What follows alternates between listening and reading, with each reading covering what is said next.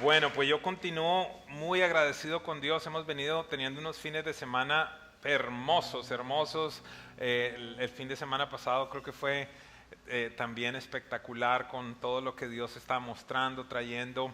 Y bueno, si acaso usted está por primera vez o se está incorporando a toda esta historia de Presencia Viva, tal vez está a través del internet viendo esta enseñanza. Estamos en el año 2025, por si acaso uno no sabe cuándo va a ver la gente los videos, ¿verdad? Y estamos en un transitar por la Biblia. Hemos hecho lo que denominamos al principio de año como un panorama bíblico. Al menos para mí ha sido muy emocionante. Nunca lo había hecho a pesar de tantos años en el ministerio. Nunca había destinado un año para recorrer la Biblia entera, y empezamos obviamente en el libro de Génesis. El día de hoy estaremos hablando de Nehemías, un hombre bastante importante. Quizás para algunos será la primera vez que le escuchan, pero yo desde ahora quiero declarar que usted es un Nehemías, usted es una Nehemías, no sé cómo se diga Nehemías en femenino, pero usted es eso, un restaurador, alguien que va a causar que cosas dejen de estar en desatención, que cosas estén en ruina, y va a levantar una muralla de protección. Y si hay alguien que cree eso, por favor dígame algo esta mañana. Muy bien. A nivel práctico, me gusta tratar de dar una pequeña reseña de qué está sucediendo en la historia que estamos hablando. De nuevo empezamos desde el Génesis, atravesamos allí la historia del inicio del pueblo de Dios. Hablamos de Abraham, hablamos de José, pasamos por todo el proceso de la conquista hasta el establecimiento de los jueces, y después de eso los reyes. Si para alguno de ustedes estoy hablando en chino, por favor vaya al canal de Presencia Viva y ahí va a encontrar todas y cada una de estas enseñanzas. ¿Y por qué digo esto? Porque lamentablemente muchos de nosotros no tenemos el buen hábito de leer la palabra de Dios, y este es un lugar donde queremos enseñar la palabra de Dios. Es más, nuestro propósito ministerial es responder bíblicamente a la vida. Queremos equiparte para que tengas una cosmovisión bíblica.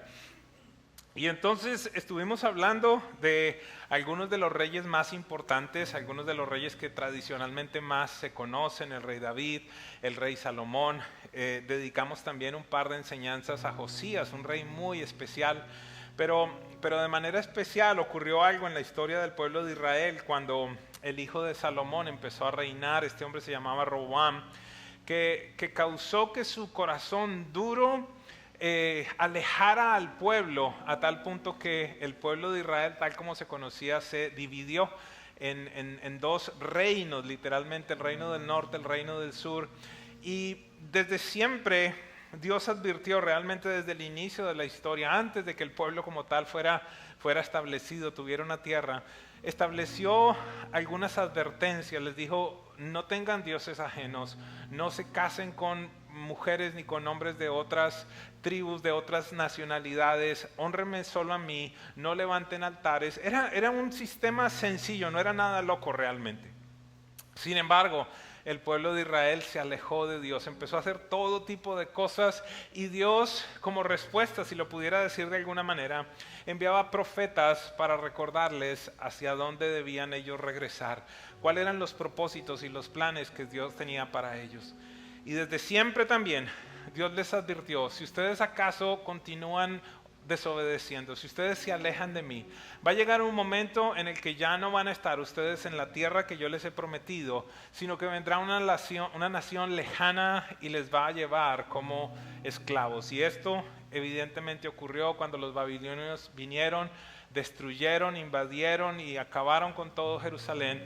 Los llevaron como esclavos, y más adelante también el imperio persa entonces toma al imperio babilonio, y entonces encontramos ahora a los judíos bajo el gobierno de este imperio.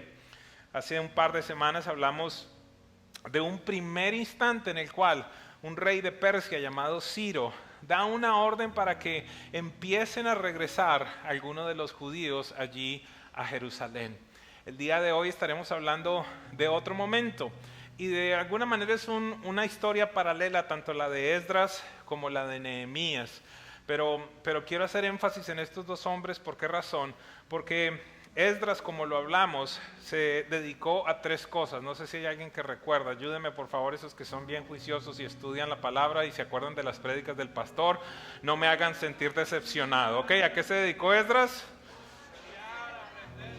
Fernando, qué bueno. A estudiar, a obedecer y a enseñar la palabra de Dios. Diga conmigo: estudiar, obedecer y enseñar la palabra de Dios. Y como respuesta encontramos, por lo menos encontré, si no me equivoco, son 6, 7 o 9 veces que en el libro de Esdras y también en el libro de Nehemías encontramos eso, que la respuesta de Esdras siempre era la siguiente: porque la mano bondadosa del Señor estaba sobre mí. Entonces, nos encontramos ahora con parte del pueblo en Jerusalén. La ciudad en ruinas, el templo está empezando a ser reconstruido, las murallas de la ciudad están en ruinas y aún hay otra porción de judíos que se encuentran en Persia bajo el reinado de diferentes monarcas. Y es allí precisamente donde aparece la historia de Nehemías. En ese instante hay un rey en Persia llamado Artajerjes. Por favor, no le ponga así a ningún hijo porque no sé cómo le diría. Artajertico, ven para acá, mi amor. Queda un poquito raro.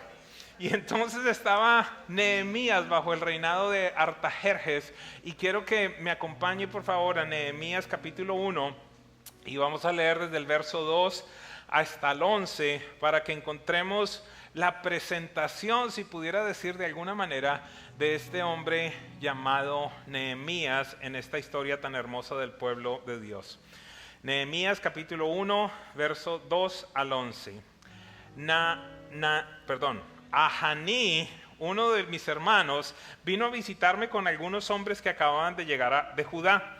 Le pregunté por los judíos que habían regresado del cautiverio y sobre la situación de Jerusalén. ¿Recuerdan lo que les acabo de decir?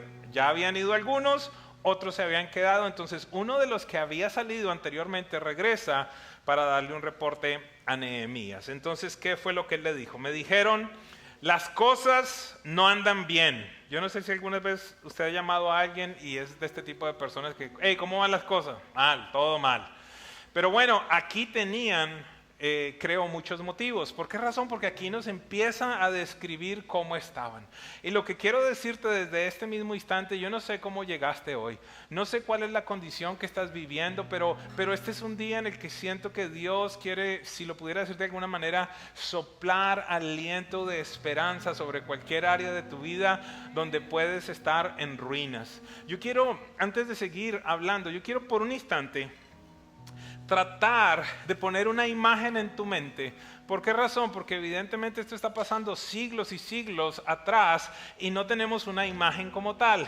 Pero pues Dios me ha dado el privilegio verdaderamente de visitar algunos lugares arqueológicos, algunos lugares como estos, y traté de buscar una fotografía que de alguna manera nos permitiera tener una referencia, una imagen de qué estaba sucediendo con la muralla de Jerusalén. Así que quiero pedirles si me pueden poner la fotografía por un instante, solamente para que tengamos una referencia. Si quieres puedes quitar los versos, gracias. Como ustedes pueden ver aquí, esta es una ruina cualquiera, no le estoy diciendo que sean las murallas de Jerusalén, pero de alguna manera podemos tener una referencia de cómo se encontraba esta ciudad.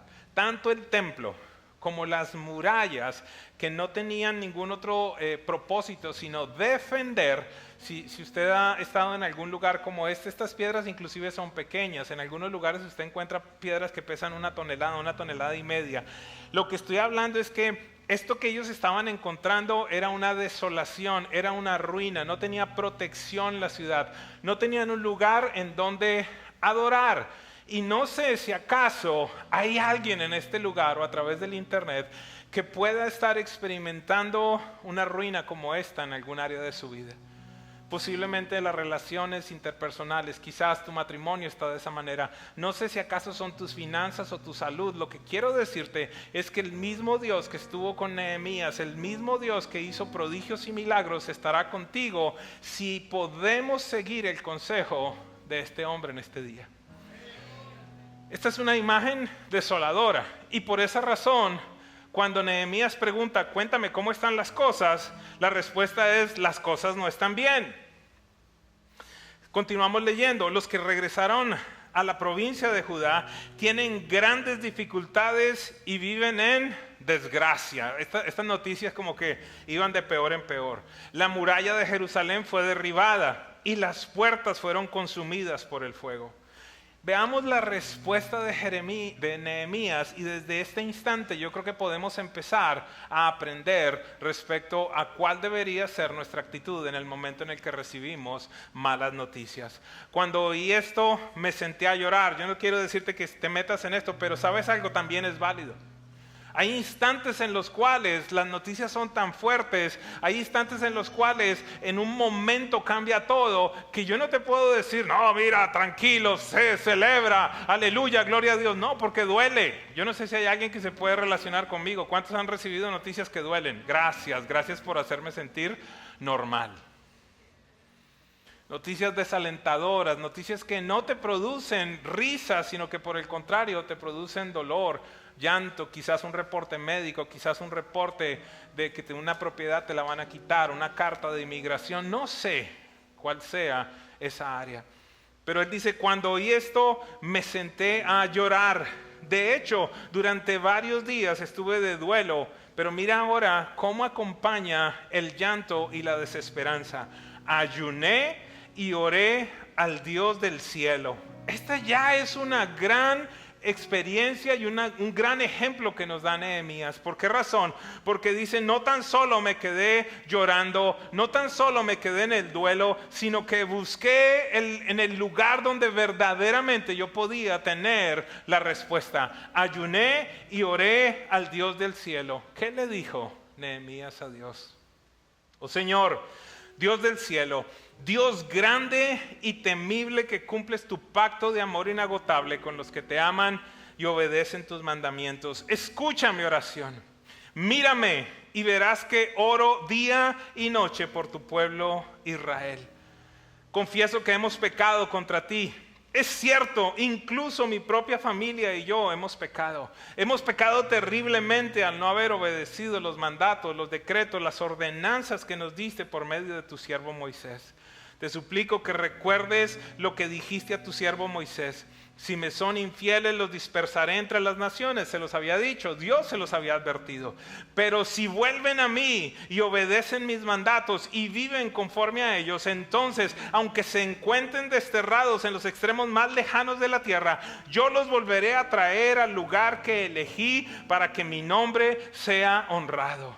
Posiblemente en algún área de tu vida te encuentras en derrota, te encuentras lejos, estás muy distante del plan de Dios. Pero esta mañana, por la autoridad de la palabra de Dios, yo vengo a decirte, si tienes la actitud de Nehemías de decir, yo me arrepiento, he hecho mal, hay cosas que no he hecho bien delante de Dios. Señor, tú me prometes que si yo me arrepiento, tú me llevarás de regreso a los lugares y a los planes que tienes para mí. Y posiblemente esta es una mañana, posiblemente esta es una tarde en la que alguien escuchará de parte de Dios, tu corazón será tornado, empezarás a entender que hay responsabilidad en esa ruina que estás viviendo.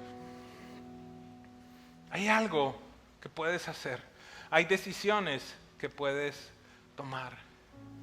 La realidad, después de estar por más de 25 años teniendo el honor y el privilegio de estar en el ministerio, yo he visto que no hay solución de manera particular en el tema de las relaciones interpersonales, de los matrimonios. No hay solución cuando te encuentras con una persona que tiene un corazón duro. A Jesús le preguntaron y le dijeron, ¿por qué razón entonces Moisés autorizó la carta de divorcio? La respuesta de Jesús fue sencilla. Él dijo, desde el principio no era así. Dios los creó hombre y mujer para que fueran uno. Pero Moisés autorizó la carta de divorcio por la dureza de su corazón. Pido al Espíritu Santo que en este día, yo no sé en qué área tú estás divorciado, puede ser divorcio literal o puede ser que estás en tensión en tu casa, con tu hijo, con tu padre, con tu abuelo, con tu abuela, con alguien no está manifestándose el plan de Dios sobre tu vida. Jesús nos advirtió que el ladrón, es decir, Satanás, viene para matar, para hurtar y destruir. Yo no sé en qué área de tu vida hay destrucción, hay muerte. Yo no sé en qué área de tu vida no se está manifestando lo que Dios ha dicho para ti. Y por favor, si acaso usted me está escuchando por primera vez, no soy un predicador motivacional, no soy de aquellos que te dicen, ven a Jesús y todo estará bien. Jesús mismo nos dijo, ustedes van a tener aflicciones, ustedes van a pasar por situaciones difíciles, pero yo voy a estar con ustedes. Así que en muchos casos la barrera más grande que yo he encontrado es cuando una persona cierra su corazón. Cuando una persona no acepta su responsabilidad, y no sé a quién le estoy hablando en este día, no levante su mano. Ni le pegue un codazo a su cónyuge, por favor. Si algo he llegado a entender, es que en las relaciones interpersonales y en los conflictos y en las diferencias, siempre hay responsabilidad de ambas partes. ¿El problema cuál es? Cuando te encuentras literalmente con una pared, cuando hay alguien que no reconoce, cuando hay alguien que no cede, cuando hay alguien que no es humilde. Yo quiero advertirle a alguien en este día que la palabra de Dios dice que antes de la caída está la soberbia, mas con los humildes está la misericordia. Que Dios encuentre en nosotros un corazón dispuesto en este día. ¿Sabe? Esta semana tuve que asistir a lo que usualmente nosotros llamamos la celebración de vida de dos personas. Si usted lo quiere llamar el sepelio, el funeral. Dos millonarias. Impresionante la riqueza. Y algunos dirían, y como de cuánto la herencia. Y le escribieron algún cheque a la iglesia, dirán otros que son más espirituales. No tenían dinero. No tenían dinero. Pero no entiendo, ¿cómo así que me acabas de decir que eran ricas? Eran millonarias, pero no tenían dinero. Sí, pero eran millonarias verdaderamente. ¿Por qué razón? Ayer estaba en este evento, el viernes estaba en otro y dio la coincidencia, la casualidad, que Dios me permitió estar allí presenciando a dos mujeres que marcaron la vida de sus familias. El día de ayer, en un momento, uno de los hijos empezó a decir, ella fue la que de alguna manera inició todo este proceso. Fue como un proceso de contaminación. Y yo les quiero mostrar, decía él, cuánta gente fue, abro comillas, contaminada. Y de pronto llamó a los hijos, y llamó a los nietos, y llamó a los cuñados, y llamó a los unos y a los bisnietos. Y de repente había, 40, 50, 60 personas al frente. Porque hubo una persona que tomó una decisión de orar por su familia, de sembrarse en la casa de Dios, de servir a Dios, de ser generoso. Y esa fue la marca más grande. Generosa la persona, por supuesto. Nos hablaban de las empanadas, de las berenjenas, de todas las cosas que en su capacidad dio, pero sobre todas las cosas, amor. ¿Quién estará celebrando tu vida el día que llegues a la presencia de Dios? Algunas personas son tan pobres que lo único que tienen es dinero. Que no sea el caso tuyo. Que este sea el día en el que tú empieces a tomar conciencia. ¿Sabes algo? ¿Qué te parece si empiezas a pensar por un instante, ¿valió la pena esta pelea? ¿Valió la pena dejar de hablar con esta persona? ¿Cuál fue la gran ofensa? ¿Qué fue lo que sucedió? ¿Qué es lo imperdonable? Desde el principio no era así, pero Moisés autorizó la carta de divorcio por la dureza de su corazón. Por favor, no me malentienda. Si usted está en una relación que es disfuncional, si usted está con una persona violenta, agresiva, yo no le estoy diciendo que usted tiene el llamado a ser un mártir. Aconséjese, siga la guianza de profesionales, porque también usted tiene que entender que se debe amar a sí mismo primeramente. Pero te estoy hablando de cosas que son tan tontas.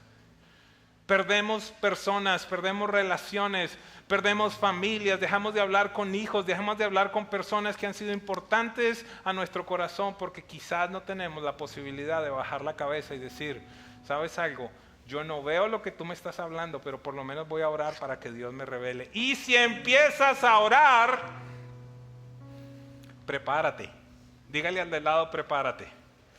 Y ahora al del otro lado, por favor, dígale, prepárate.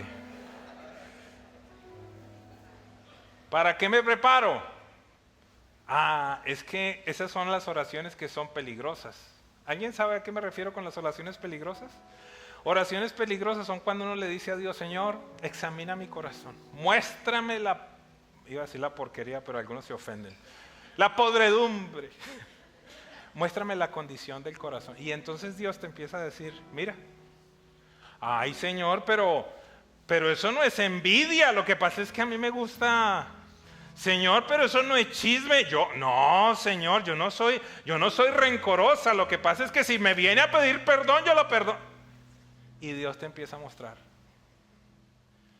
Yo estoy hablando de lo que pasa en las iglesias donde yo predico cuando voy a otros países. Se supone que se reían allí, ¿verdad? ¿Por qué? Porque es que cuando Dios te empieza a mostrar tu condición, duele. Cuando Dios te empieza a mostrar que no eres tan bueno o tan buena como tú piensas, duele. Pero a la vez quiero decirte, es de los procesos más hermosos, porque cuando tú tienes la valentía de decirle eso a Dios, en verdad lo que le estás diciendo es: quiero que Cristo sea formado en mí, quiero reaccionar como Él, perdonar como Él, amar como Él, ser trascendente como Él. ¿Alguien me está siguiendo? Y por eso necesito recordar que el llamado de Jesús a sus discípulos es tomar su cruz cada día y seguirlo. Yo sé que estas no son de las enseñanzas que producen que la gente aplauda, se levante. ¿Por qué? Porque es una invitación a la muerte. Pero para que haya vida, primero tiene que haber muerte. ¿Alguien me sigue? Amén. Aleluya. Nehemías le dice a Dios, él conocía a Dios, y le dice: pero tú le dijiste a tu siervo Moisés: si me son fieles, los dispersaré entre las naciones de la tierra, pero si se vuelven a mí y obedecen mis mandatos y viven conforme a ellos, entonces aunque se encuentren desterrados en los extremos más lejanos de la tierra, yo los volveré a traer al lugar que elegí para que mi nombre sea honrado.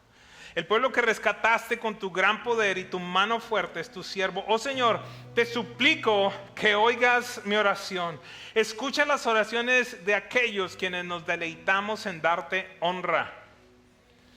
Este es otro punto que quisiera recalcar en este día. Donde sea que tú estés, donde sea que te encuentres, donde sea que haya ruinas en tu vida, quisiera invitarte a que le preguntes a Dios: ¿cómo te doy honra? ¿Haciendo qué cosas yo te voy a dar honra? Y sabes algo, en algunos casos la honra se la darás a Dios diciendo: te perdono, aunque no me hayas pedido perdón. Decido perdonarte. Decido olvidar, decido confiar nuevamente. Eso le da honra a Dios. Algunos de nosotros tenemos que tomar decisiones importantes en este día. Quizás algunos tenemos que llamar a alguien, quizás algunos tendremos que escribir una carta porque esa persona ya está muerta. ¿Y para qué le voy a escribir a un muerto? No se preocupe, esta no es una doctrina extraña. Lo único que te digo es que muchas veces vas a tener que plasmar cosas. ¿Para qué? Para sacar todo lo que hay allá adentro. Sí, en las terapias muchas veces lo tenemos que hacer. ¿Por qué? Porque el Espíritu Santo revela lo que verdaderamente hay dentro de ti. Muchas veces escribir, muchas veces hablar con alguien será el inicio de un nuevo tiempo en tu vida. Te suplico que hoy me concedas éxito y que hagas que el Rey me dé su favor. Pone en su corazón el deseo de ser bondadoso conmigo. Termina ese capítulo diciendo: en esos días yo era el copero del Rey. Gran parte de nuestra sociedad está en ruinas. Familias divididas, amistades rotas, valores distorsionados, corazones quebrantados. Áreas de nuestra vida en destrucción, pero hoy yo no vengo a darte malas noticias solamente. Hoy vengo a decirte que yo creo que Dios está levantando una generación como Nehemías, que siente una carga verdadera, una carga real por restaurar todo aquello que el enemigo ha querido destruir. Sabes, tú necesitas tener la sabiduría, tú necesitas tener el entendimiento, tú necesitas ser responsable en el instante en el que alguien te viene a hablar. Quizás alguien viene a desahogarse contigo, a decir: es que mira lo que me hizo fulano. No salgas allí con la sabiduría de decir: sí, yo sabía, es que eso es terrible, a mí también. No salgas con eso. Escucha, no te están diciendo que des tu opinión, escucha. Puedes decirle algo fabuloso, podemos orar. Lleva a la restauración. Mi amor, ¿cuál es el término que tú usas cuando la gente que echa pelea? Carbonero, le dice mi mujer. ¿Carbonero qué es? De esos que le meten más carbón al fuego. ¿Sí me hago entender? No seas carbonero. No sea, en otros países dicen no seas cizañero, de esos que le meten más carbón. Ay, sí, es que yo ya me había dado cuenta y es que yo no le había dicho que no. ¿Para qué? ¿Es de edificación? ¿Qué te parece si levantamos los muros? Dios está llamando a levantar los muros espirituales alrededor de nuestro matrimonio, de nuestros hijos, de nuestras relaciones, de nuestra congregación. Cuida esta casa. Mira, si hay algo, Vladimir, que yo conozco de ti, es que tú no eres lambón. Se lo digo claramente, discúlpeme si ofendo a alguien, es un término muy colombiano. No sé cómo le dicen en otros países. ¿Perdón? ¿Cómo? Eso es en lenguas, brother. ¿Cómo? Alamecate. ¿De dónde es eso? De Venezuela. Alamecate. Jala. Jalamecate. Y que no, ya no me entendieron, ¿verdad? No entendieron, padre. Que le explique. Conozca a un amigo venezolano y que le explique. Lambón, chupamedia, que está allá y que miren ahí buscando el favor. ¿Por qué voy a hablar de mí? Porque de una manera, si él no sintiera lo que dijo, no lo decía. Y acá se acaba de decir, ¿sabe qué? Esta no es una iglesia perfecta, pero es buena. Parece que no todos están convencidos, pero no importa, no se preocupe, yo lo perdono. Estoy en los restaurantes y le digo a la gente, mire, vaya a esta iglesia, el pastor es buenísimo, pero la pastora es mejor.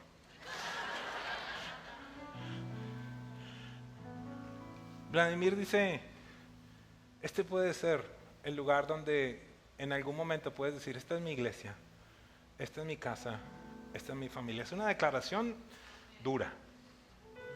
¿Por qué? Porque nos estamos comprometiendo a ser mucho más que simplemente el lugar donde va los domingos. Pero ¿qué es lo que estoy diciendo?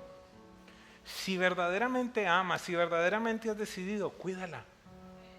No permitas que el chisme reine, no permitas por tonterías. Aquí y en tu casa y en el trabajo. No seas un instrumento para destrucción. Sé uno de aquellos que levanta muros. Empecemos entonces la enseñanza, no se preocupe que no me voy a demorar mucho. Punto número 1, quiero decirte que la restauración comienza por casa. La labor inicial que Dios nos encomienda es cuidar nuestra casa. Nehemías 2:17 dice, Él se presenta delante de las personas que están allí en Jerusalén y les dice, pero ahora les dije, ustedes saben muy bien las dificultades en que estamos.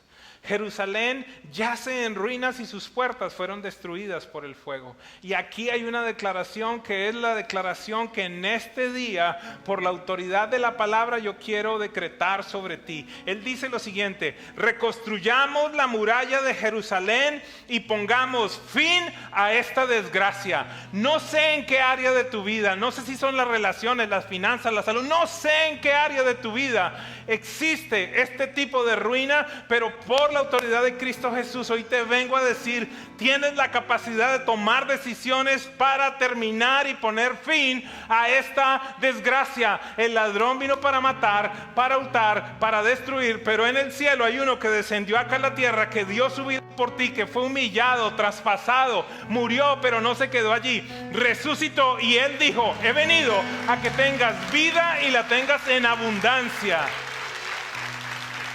Él pagó el precio, ahora es tu decisión. La obra está finalizada en la cruz, pero las decisiones son tuyas. Él pagó para que no haya en tu vida deuda y ruina, pero tú decides entregar tu vida a las tarjetas de crédito. ¿Alguien me sigue? Él pagó para la restauración, pero solamente tú puedes perdonar. Él pagó para tener un matrimonio bueno, pero si sigues siendo el ídolo y el Dios que nunca se equivoca, ¿cómo tú piensas que esa obra de Jesucristo va a ser efectiva en tu vida? Esta semana yo le decía a alguien que la soberanía de Dios termina donde empieza tu independencia y tu orgullo. Él es todopoderoso. Él todo lo conoce, Él todo lo sabe, Él gobierna sobre todo, pero cuando tú cierras tu corazón, Él no va a entrar allí. ¿Alguien me sigue? ¿Alguien me está siguiendo? Por favor, ¿alguien me está siguiendo? ¿El problema es el Evangelio? ¿El problema es la palabra? ¿El problema es que Jesús no haya pagado? ¿El problema es que no haya ya algo satisfecho en la cruz del Calvario? No, el problema es nuestro corazón. El problema es la dureza. Y quiero ser bien honesto, contra eso no hay nada que se pueda hacer.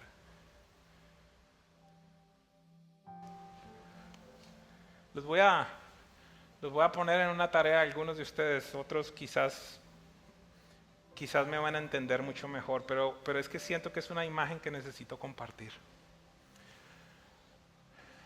Años atrás hicieron una película, en inglés se llama Bruce Almighty. No sé si alguien la ha visto. Déjeme saber, levante su mano. Con Jim Carrey. En español, ¿cómo se llamaba? ¿Alguien sabe? De Bruce Todopoderoso, quizás. Ah, la vieron en español. Muy bien.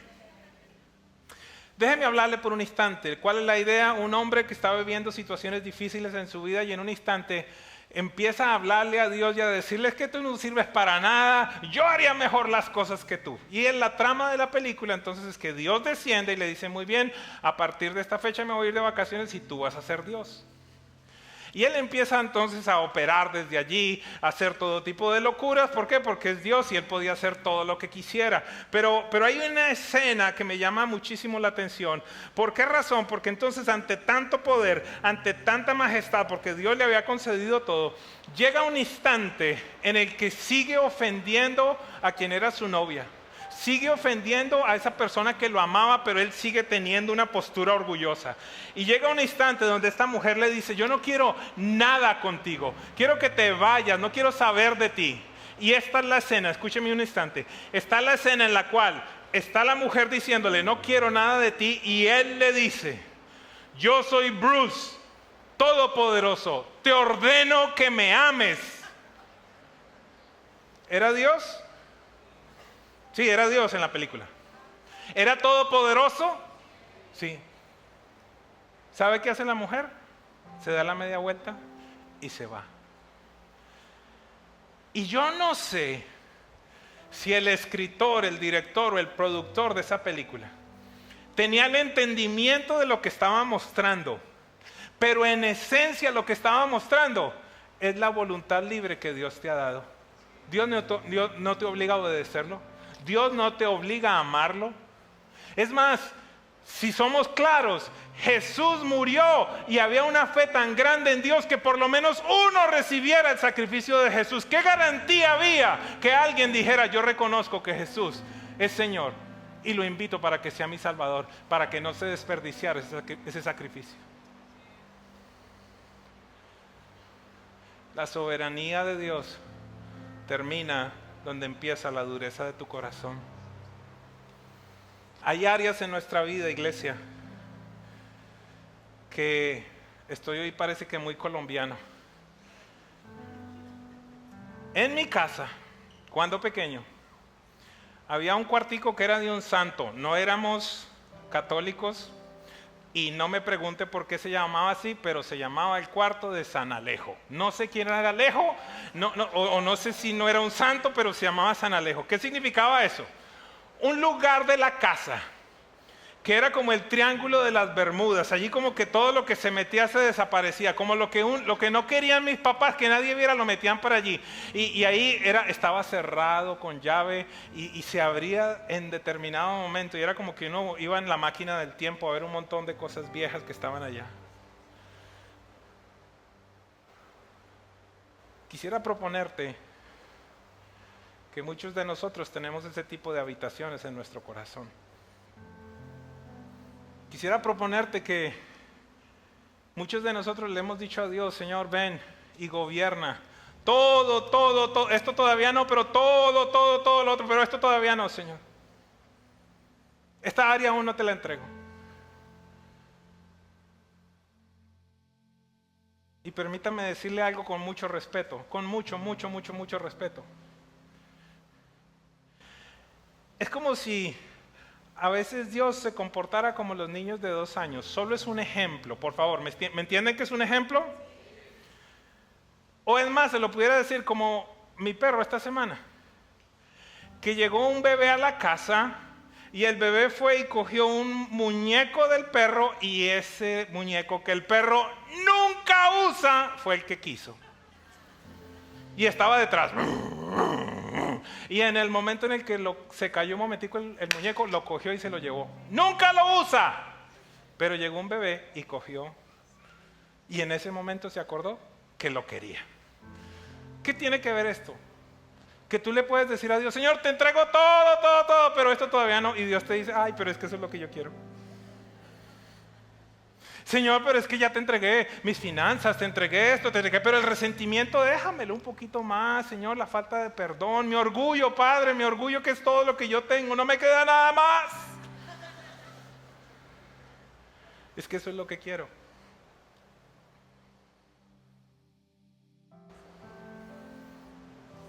Yo sé que esta enseñanza es muy buena para que se la mandemos a alguien más.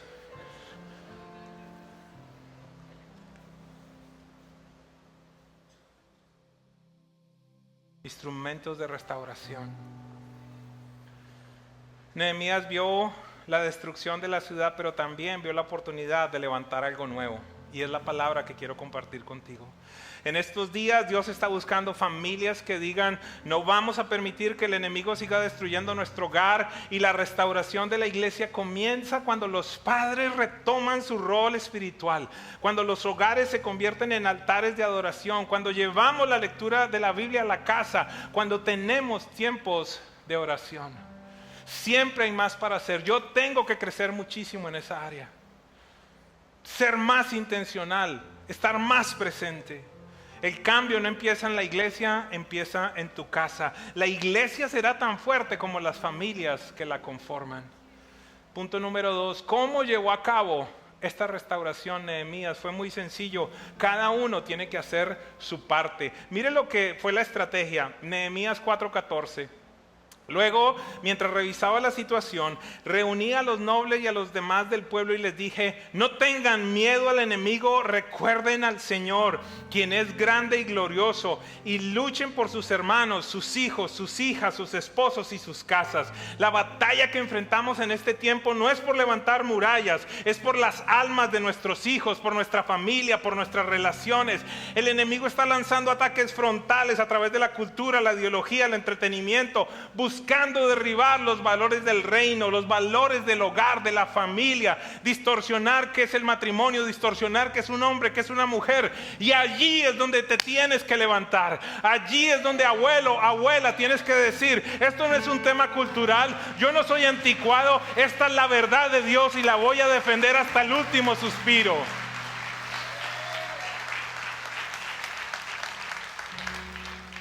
Algunos preguntarán, ¿por qué grita tanto? No grito, es emoción, es pasión. Uno más. Uno más. Uno más que tome una decisión. Estábamos en medio de no sé cuánto, 20,000 personas allí en Perú.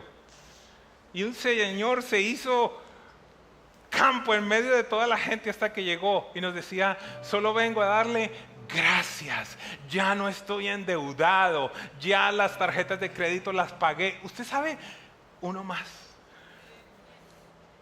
Mi hermano ayer estaba en México, en Presencia Viva México, haciendo el SOS Matrimonios, y le decía, ¿qué pasó? Y me decía, yo siempre sigo diciendo, este fue el mejor que el anterior. Y le dije, ¿qué pasó? Había gente que venía divorciada y tomó una decisión de reconciliación. Una pareja más. 2, 3, 5, no sé cuántos en este día dirán, ¿sabes algo? Voy a ser aquel que reconstruye y no el que anda derribando. Uno más que toma la decisión de que Cristo se establezca como Rey verdaderamente de su vida. Hoy no peleamos con armas humanas, sino con oración, con unidad, con el perdón, con el poder de la palabra. Pero necesito insistir, Dios llegará con su soberanía hasta el lugar donde empieza tu orgullo. Más allá no va a entrar. Lo repito, antes de la caída está la soberbia, mas con los humildes está la misericordia, dice el libro de Proverbios. Nehemías 3, 28 al 30 dice: los sacerdotes repararon la muralla encima de la puerta de los caballos. Escuche que aquí este fue el plan del Espíritu Santo dado a Nehemías. Cada uno reparó la sección justo frente a su propia casa. ¿Qué reparó cada uno? La sección junto a su casa, lo que estaba al frente. Mire, a continuación Sadoc, hijo de Imer, también reconstruyó la muralla frente a su propia casa. Más allá de él estaba Semaías, hijo de Secanías, guardián de la puerta oriental. Junto a ellos estaba Ananías, hijo de Selemías, padre mío. Aún el sexto hijo de Salaf repararon otra sección, mientras Mesulán, hijo de Berequías, reconstruyó la muralla frente a ¿dónde? ¿Cuál es tu encargo? Lo tuyo. Diga conmigo: mi casa, mi hogar. Es lo que Dios te manda hacer. Necesito, si puede venir el equipo de alabanza. ¿Tú te imaginas cómo sería el ambiente, la atmósfera en una reunión de domingo? Si aquello que tú y yo y el resto de los otros vivimos en casa, la adoración, la alabanza, venimos a manifestarlo como uno solo en medio de este lugar. Mire, por años hacía parte del equipo de alabanza y adoración. Y una de las cosas más difíciles que uno tiene que enfrentar cuando está liderando la alabanza y la adoración es que a veces uno siente que tiene que coger a la congregación y echársela al hombro para que entonces empiecen a adorar a Dios. No sé si me estoy haciendo entender.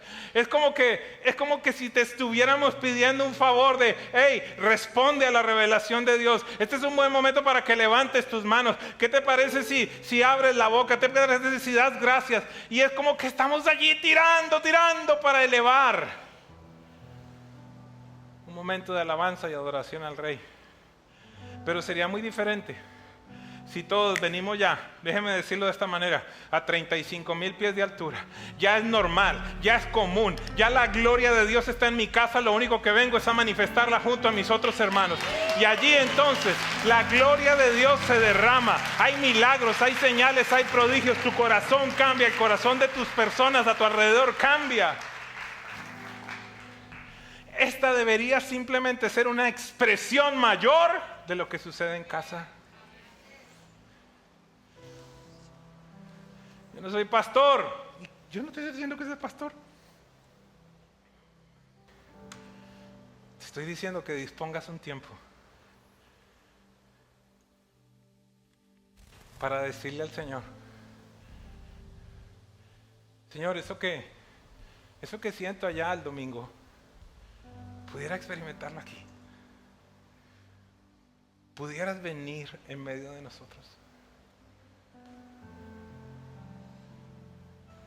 Esta semana entré a una... Me encanta cuando digo esta semana y se ponen calladitos todos para escuchar la historia.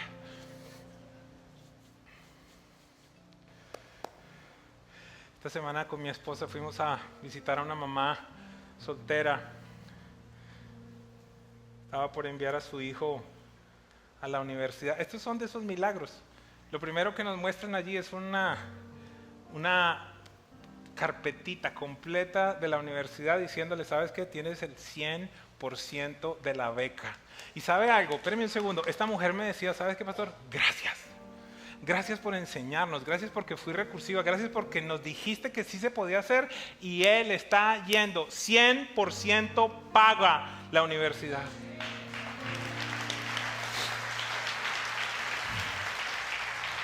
Por eso cuando te digo que si estás endeudado, pide una cita, es porque es en serio. La gente aquí se pone el orden y sale de deudas. No te acostumbres a vivir en esa maldición. No te acostumbres a vivir en pelea, no te acostumbres a vivir en rencilla. Dios tiene el poder, si le permites, para restaurar.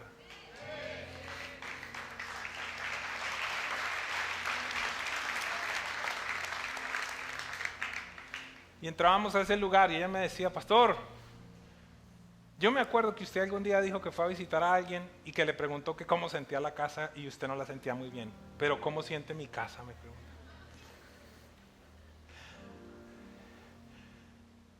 Aquí reina Dios. Es evidente que la paz de Dios está sobre tu hogar.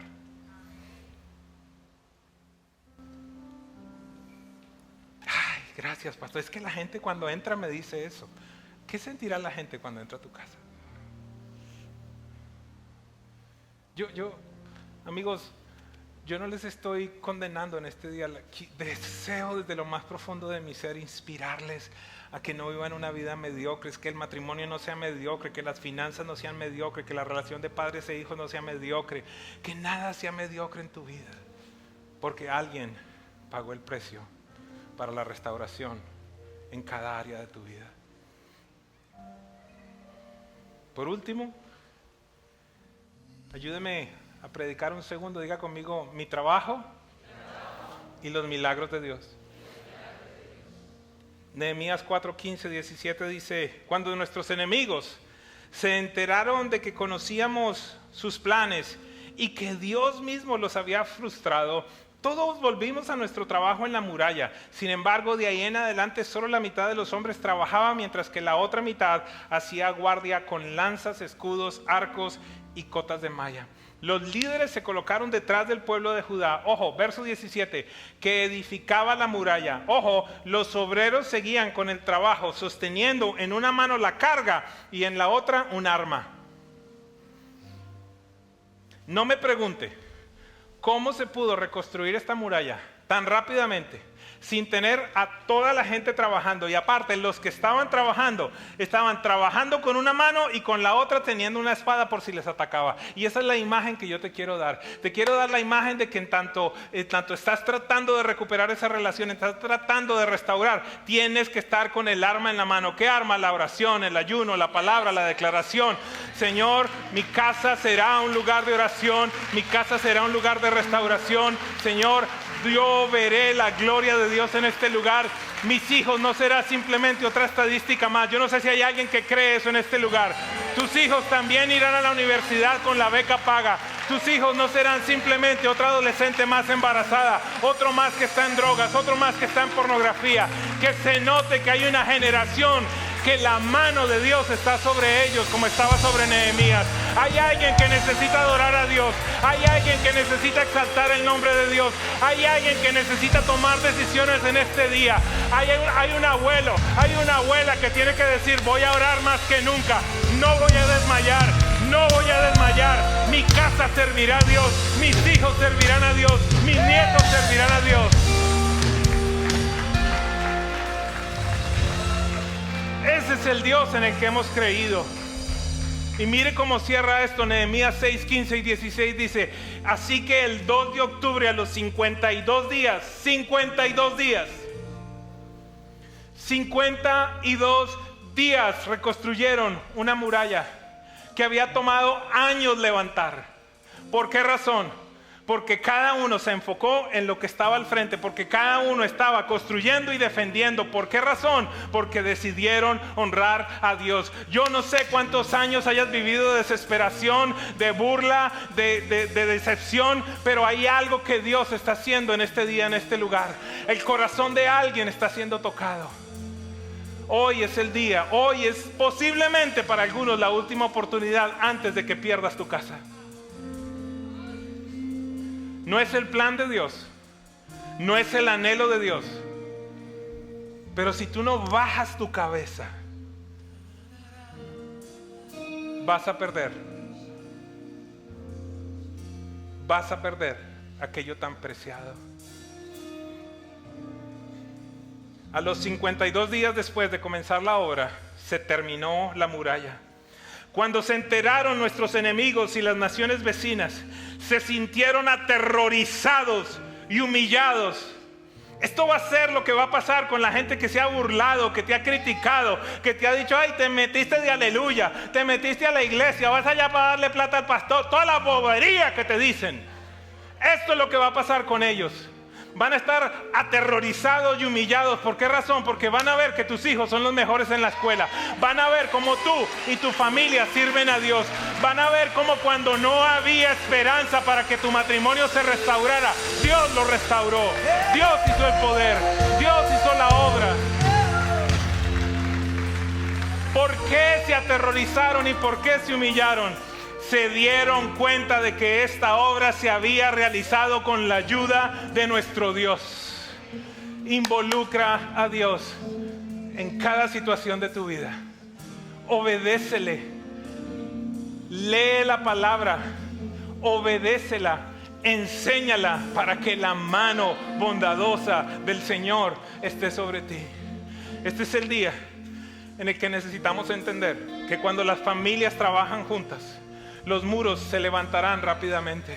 Lo que era desolación se convertirá en maravilla. ¡Wow!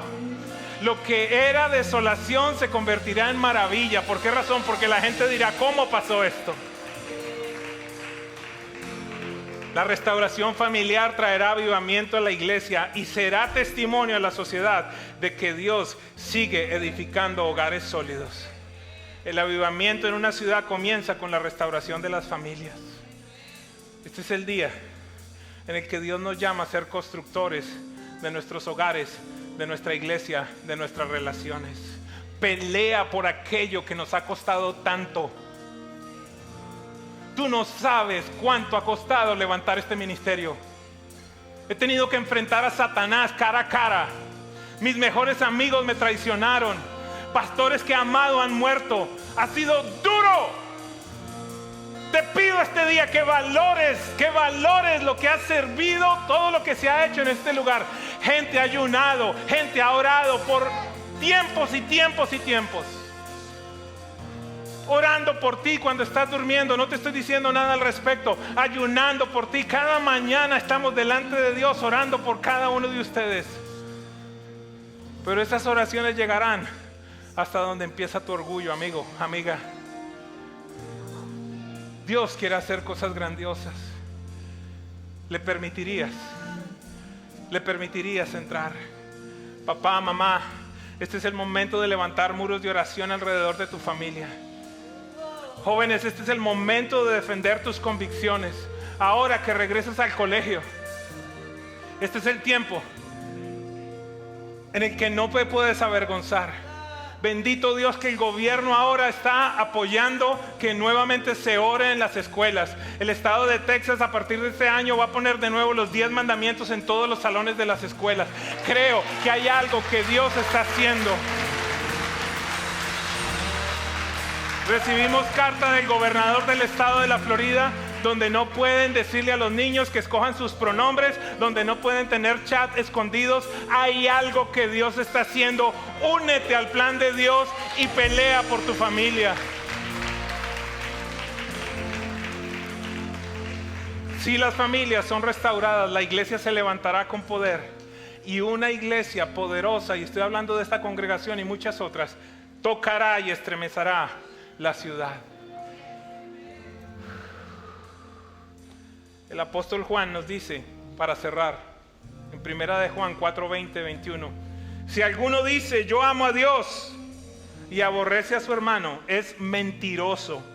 Porque el que no ama a su hermano, a quien ha visto, ¿cómo puede amar a Dios a quien no ha visto? Y este mandamiento tenemos de él: el que ama a Dios también ame a su hermano. Gracias por unirte a esta experiencia. Deseamos acompañarte a crecer en tu relación con Dios. Presencia Viva no es solo una cita los domingos. Hay mucho más que nos gustaría compartir contigo. Te invito a que te suscribas a este canal para recibir notificaciones cada vez que publiquemos algo nuevo y que navegues nuestra página web. Si hoy tomaste la decisión de seguir a Cristo, cuéntanos, escanea este QR en pantalla. Nuevamente, gracias por compartir este tiempo con nosotros.